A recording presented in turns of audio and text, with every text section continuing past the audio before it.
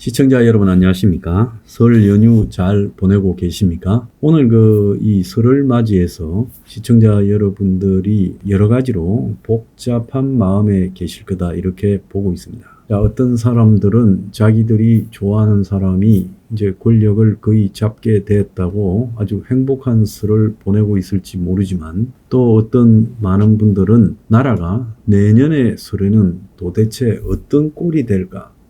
그야말로 큰 걱정에 설 연휴가 편안하지도 않고 시름만 많을 수 있다, 이런 생각을 해봅니다. 그래서 오늘 제가 드리고 싶은 말씀은요, 이 설이라는 명절을 맞이해서 우리가 각오를 새롭게 다져야 된다, 이 이야기를 좀 하고 싶습니다. 제가 보수에서 20년 이상을 사회 계몽을 나름대로 해오고 있습니다. 중간에 개혁적인 보수 정당까지도 만든 적이 있습니다. 그래서 보수에 대한 분석이나 이 방향성, 그리고 또 보수가 현재 할 일이 무엇인가, 이런 부분에서는 20년 동안 이런 고민을 해왔다면 좀 이제 도가 트일 때가 되지 않았습니까? 그게 사실 쫙 보여요, 제 앞에. 지금 윤통의 탄핵 재판이 어떻게 돌아갈 거고, 그 다음에는 또 무슨 일이 벌어질 거고, 이런 것들이 보입니다. 그리고 또 보수에서는 거기까지 가는 과정에 과거에 했던 잘못들을 똑같이 범할 것이고,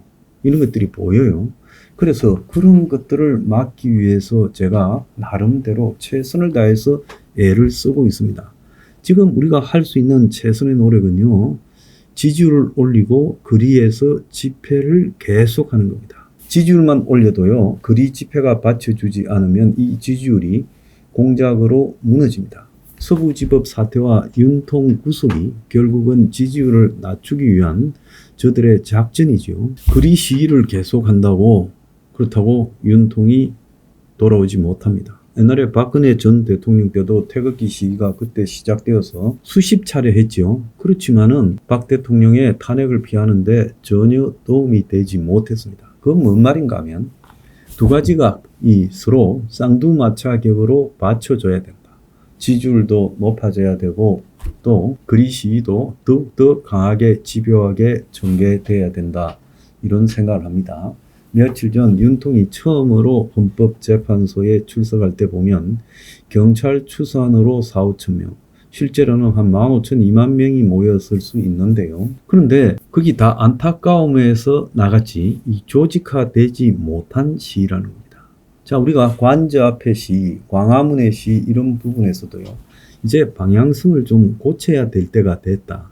만약에 고치지 못하면요, 그 주최 측을 갖다가 못 고치는 사람을 바뀌라고 이야기하기보다는 우리가 스스로 바뀌도록 해야 된다.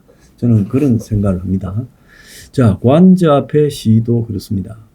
윤통이 언제쯤에 이렇게 체포되어 갈 거라는 것은 대략 예측되지 않았습니까? 자, 2차 체포를 앞두고 여러 가지 방향이 그렇게 흘러갔잖아요. 그러면 언제쯤에 거기에 모인 대중들은 어떻게 해야 되는가에 대해서 지침이 있어야 되죠. 제가 그 전에 몇 차례 연설만 계속하고 노래 부르고 북 두드리고 그럴 때가 아니다. 백골단이 등장할 때가 아니다. 최소한 관저에서 체포해 갈 때 경찰이 지금 힘에 부딪히는 상황 정도는 만들어내야 된다. 그건 뭐냐? 관저 앞에 갇힌 차벽을 갖다가 버리고요, 솔직히 다른 포인트를 갖다 이태원이나 이런 쪽에 설정해서, 아니면 차라리 한남대교 앞을 설정해서 거기서 막겠다고 나와야 되는 거고, 아니면 서너 개의 그룹으로 흩어져서 동시다발로 이렇게 막겠다고 나와야 되는 거죠. 그게 무슨 의미가 있겠나 하지만 그런 것들이 보수의 생각의 변화를 가져오는데 중요한 역할을 합니다. 광화문 시위가 여태까지 새를 보여줘서 보수가 윤통 탄핵 이후에도 끊기지 않는다, 또 과거에 문재인 정권 때 보수가 끊기지 않는다라는 걸 보여주는 데는 굉장히 성공했고, 또 그것이 많은 성과를 얻었습니다. 그런데 현재 똑같은 방식으로 토요일마다 광화문 앞에 엄청난 사람들을 모아놓고 재연하는 그런 시위가요, 큰 의미가 있겠느냐? 그러면 경찰 입장에서 거꾸로 보면요, 굉장히 비효율적인 시위이기 때문에 일정한 병력만 딱 이렇게 출동하고 나머지는 신경을 꺼도 그 시위에서 어떤 변수도 안 생기기 때문에 경찰은 투자 대비 굉장히 가성비가 높은 효율성을 얻게 됩니다. 제가 여러분한테 여러 차례 말씀드린 핵심은요. 지금 경찰이라는 국가의 공안 능력이 결국은 지금 탄핵 이후에 전개되어 온 신공안 독재의 기본을 형성하고 있다. 저는 어떤 형태로든 경찰과 국수본, 그러니까 우종수와 이호영 이끄는 경찰이 민주당과의 어떤 중간에 다리가 있고 연결됐을 거라고 추정합니다. 실제 이상식 의원이 국수본과 민주당 사이에 메신저를 했다고 지 스스로 페이스북에 글을 올리지 않았습니까? 그래서 겸탄핵 이후에 신공안 독재가 벌어지고 서부지법을 저렇게 소요죄, 폭동죄로 처벌한다 그러고 수십 명을 갖다가 구속을 시키고 지금도 거기 가담자를 찾는다고 하고 있고, 또 지금 이런 사태가 벌어진 데는 극렬 유튜버와 가짜 뉴스가 만들어낸 소동이다. 그리고 정광훈이 이 문제에 권한이 있다고 말을 하면서 무슨 기장이나 기독교 윤리 실천 단체부터 시작해서 수많은 좌파 기독교청 그리고 좌파 단체들이 정광훈 목사를 지금 고발하고 있습니다. 그래서 전 목사를 제거해야 된다라는 이 부분이 지금 그들 속에 이렇게 박혀 있어요. 그리고 2030도 상당수가 정광훈 목사님 교회 출신이다. 또 심지어 거기서 선교까지 했던 사람이 있다. 자, 이런 설들을 계속 보수 유튜버들을 기죽이고 그래서 10명을 갖다가 고발했죠. 저는 안 하는 거 안 보세요. 굉장히 교묘하잖아요. 자, 그 속에서 지금 정광훈과 일부 유튜버 좀 겁주고 두들겨 잡으면 이 사태가 꺾일 수 있다. 이렇게 생각을 하고 있습니다. 그 다음에 여기에 이제 굉장히 중요한 게 역공작이 나오고 있죠. JTBC 기자가 현장에 있었냐 없었냐부터 시작해서 좌파 유튜버가 우파인 척 들어가 했던 어찌랍인가 하는 그 스토리.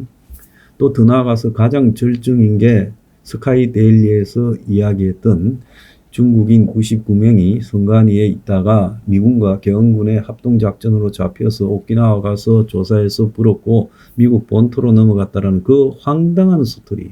이 황당한 스토리를 일부 윤통 변호사가 기사를 하면서 체포적부심 등에서 언급을 했고 황교안 전 대통령 직대까지 한 사람이 또 이 스토리를 확산하고, 자, 그 언론은 뭐라고 했습니까? 미국이 이에 대해서 입장을 못 밝히잖아. 일본도 못 밝히잖아. 중국도 못 밝히잖아. 사실 같으면 밝혔겠지. 근데 미국 국방부와 주한미군이 밝혔고 한국군도 밝혔고 그랬지 않습니까? 선관위는 행사 고발했잖아요.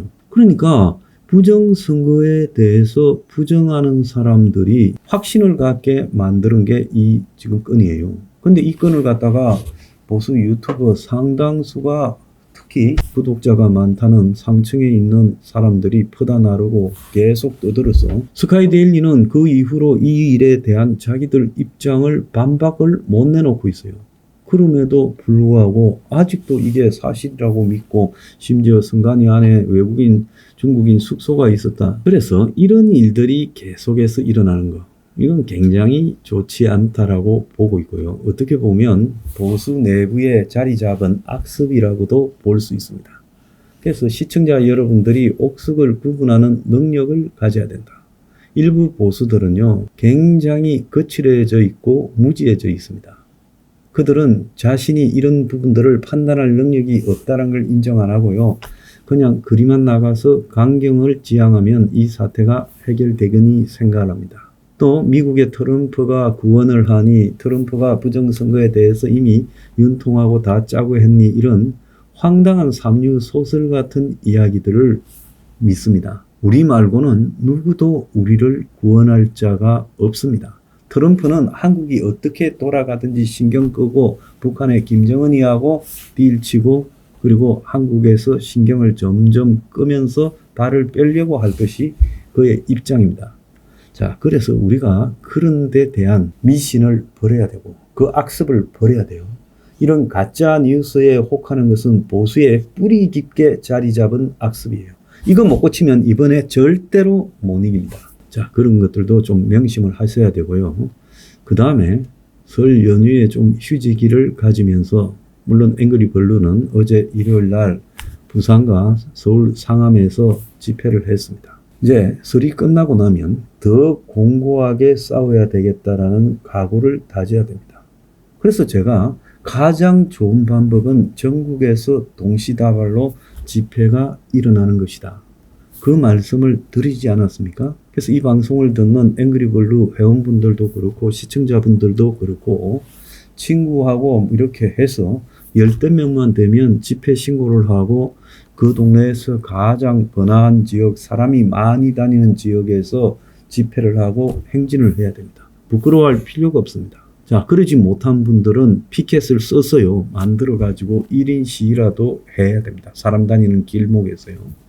우리가 이런 방식을 통해서 지금 저항을 멈추지 않는다라는 것을 보여야 지지율도 유지되고 올라가고 또 헌재가 조심하는 겁니다. 자, 설 이후에 여론조사에서 지지율이 50%를 돌파하게 되면 그때는 희망이 보이는 겁니다. 그래서 설 연휴에는요, 여러분들이 가족들하고 이렇게 많이 만나지 않습니까? 친척, 지인요. 정말로 생각이 다른 사람하고 어떤 자들은 설에는 정치 이야기 하지 마라 이러는데 아닙니다. 설에 정치 이야기를 해야 됩니다. 옛날에는 좌빨들이 그런 사람 모인 데서 가족 친지 모인 데서 정치 이야기를 선도했지만은 이제 여러분들이 모인 데서 이야기를 하고 제가 전에 말했잖아요. 자식이라도 생각이 다르면 내쫓아라. 그리고 사위 며느리도 생각이 다르면 보지 않는다고 말을 하고 친규는 절교하라. 친척 중에 생각이 다르면 그것도 보지 마라. 그리고 가는 식당이나 가게의 주인이 좌빨이면 가지 마라. 철저하게 그렇게 해야 됩니다. 그리고 설득시켜야 돼요. 젊은 자녀를 둔 부모들은요, 어쨌든 설득을 시켜야 됩니다. 부모 자식 관계를 끊자 해서라도 설득을 시켜야 됩니다. 1년 뒤에 다음 설에요. 2026년도 설에 여러분들이 그런 노력을 안 하면요, 그 설은 악몽 같은 설이 될 수 있어요. 이재명이 집권하고 주한미군이 떠나고 나라 경제는 붕괴되고 일자리는 사라져버리고 그야말로 경제 안보 전체가 송두리째 무너져 내리는 나이트메어, 악몽 같은 설이 될 수 있다는 겁니다. 그러면 시간이 있을 때 그런 상황을 만들지 않도록 노력하는 것이 우리가 해야 될 일 아니겠습니까? 자, 여러분들이 현명하게 판단하시고 설 연휴는 또 다른 투쟁의 도약을 위한 계기가 되어야 된다. 저는 그런 생각을 하고 또 설 연휴에 나름 우파의 가치를 널리 확산시키고 저변을 갖다가 이렇게 확보하는 그런 좋은 계기로 삼아야 된다. 설에 쉬고 계신데 정치 이야기에서 죄송하지만은 지금은 설이라고 다 넋을 잃고 놀 때가 아니라 정신 똑바로 차려야 될 타이밍입니다. 자, 감사합니다. 명절 잘 보내십시오.